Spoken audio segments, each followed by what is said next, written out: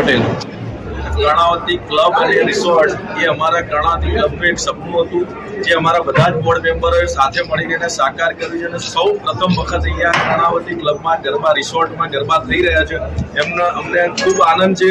અમારા ટોટલ 15,000 સભ્યો છે કર્ણાવતી ક્લબના અને રિસોર્ટના અલગ સભ્યો છે. આ બધા જ લોકો આ નવરાત્રિમાં આનંદ કરશે, ગરબે રમાશે એનો અમને ખૂબ બધાને ઉત્સાહ છે અને અનેરો આનંદ છે. ને લઈને ત્યાં આગળ અમે ફાયર બ્રિગેડની ટીમ રાખેલી છે. અમારી પ્રાઇવેટ સિક્યુરિટી રહેશે, અમારા બાઉન્સર રહેશે. દૂરથી કોઈ પણ આવનાર લેડીઝ હોય કે જેન્ટ્સ હોય કોઈ જગ્યાએ હેરાન ના થાય તેની બધી જ અમે તકેદારી રાખેલ છે. અમે ડોક્ટરની બી એક ટીમ સાથે રાખેલી છે કે કોઈને કંઈક એવું પ્રોબ્લેમ થાય તો તાત્કાલિક એને સારવાર મળી રહે.